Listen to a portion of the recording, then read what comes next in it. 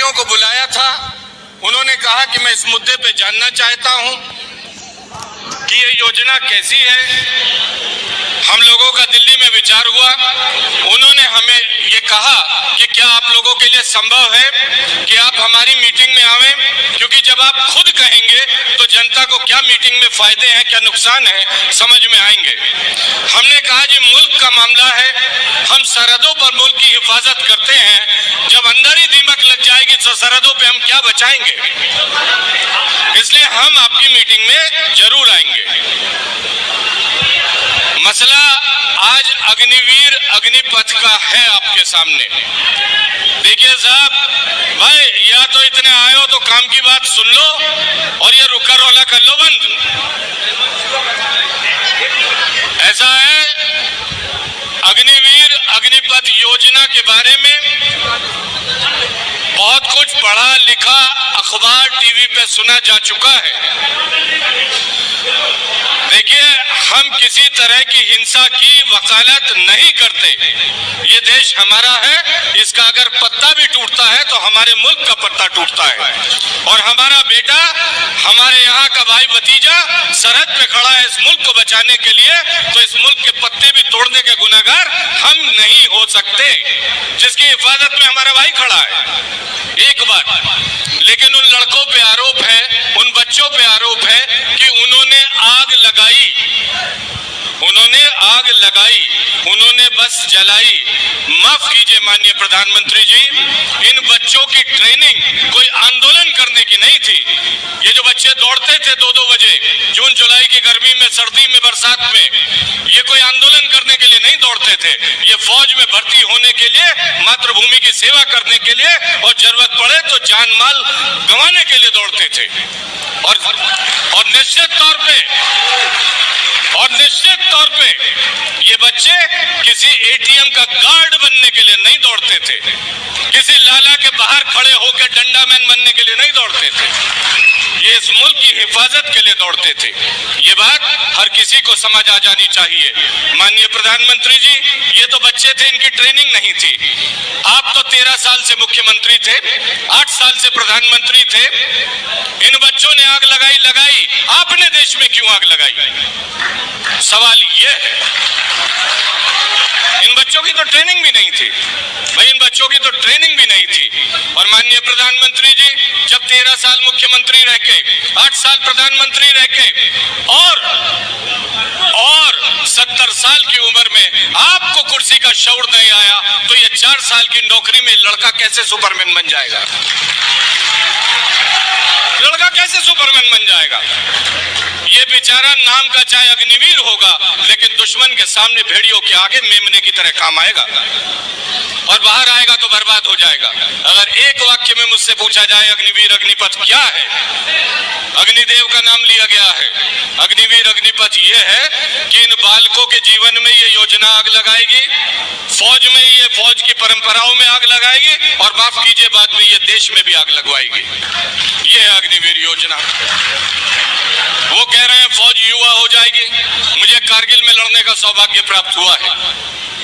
मेरी हर पीढ़ी में शहीद है और मेरी हर पीढ़ी में फौज में है। और ये मेरी कहानी नहीं है, या ये हर गांव के उस फौजी परिवार की कहानी है। उस हर परिवार के हर पीढ़ी में शहीद है, हर पीढ़ी में कोई फौज में है। अब मुद्दे की बात तो जी मेरे ख्याल से कर ही लो। हाँ, मुद्दे की तो कर ही लो। नहीं, देखिए, समय की मर्यादा है, मुझे भी माननी चाहिए। लेकिन सिर्फ भीड़ इकट्ठी करने से और मुद्दे का न समझने से, या समझ में ना आवे, भाई 2 आदमी की टीम होती है और 100 आदमी की भीड़ होती है। सिखलाई वाला आदमी 2 आदमी 100 पे भारी पड़ता है। क्यों पड़ता है? क्योंकि उसकी ट्रेनिंग होती है, उसकी ट्रेनिंग होती है। वरना वो 2 आदमी की टीम होती है और 100 आदमी की भीड़ होती है। तो इसलिए जरूर समझना चाहिए। माफ कीजिए, वो कह रहे हैं फौज युवा हो जाएगी। हमें कारगिल में लड़ने का सौभाग्य प्राप्त हुआ था। जो 30 साल का, 35 साल, भाई जो 17-19 साल में भर्ती होता है, वो 15 साल 17 साल नौकरी करके आ जाता है 33 साल में, 35 साल में। क्या वो बूढ़ा हो जाता है? माफ कीजिए, 30 साल का जो आदमी वहां होता है, उसके साथ युवा ऊर्जा भी होती है, तजुर्बा भी होता है और हथियारों की सिखलाई भी उसकी बेहतर होती है। इसलिए बहुत सोच समझ के ये फौज बनाई गई। फौज बड़ी गरिमापूर्ण सोचता है। कोई कह रहा है आज लड़वाया जा रहा है जवानों को अफसरों से। माफ कीजिए, हमारे फौज के अफसर इसलिए चुप हैं, इसलिए नहीं है कि योजना से सहमत हैं। अभी जनरल साहब एक रिटायर हुए, उन्होंने कह दिया, ये बात आपके लिए जानना महत्वपूर्ण है, उन्होंने कह दिया कि फौज में इस पे चर्चा ही नहीं हुई। जिस बात पे चर्चा ही नहीं हुई वो कहां से आई? आप कहीं अच्छा सा कोई तोहफा लेके किसी शादी ब्याह में जाते हैं तो फक्र से दिखाते हैं कि नहीं दिखाते हैं? और अगर मामूली सा सगन हो तो आदमी चुपके से डाल देता है। क्या रक्षा मंत्री को देख के आपको ऐसा लगा कि योजना अग्निवीर की घोषणा करते हुए हमारे रक्षा मंत्री के चेहरे पे फक्र था? क्या रक्षा मंत्री के चेहरे पे फक्र था? नहीं था। हिंदुस्तान के रक्षा मंत्री के चेहरे पे फक्र होना चाहिए जब वो इतनी शानदार योजना है।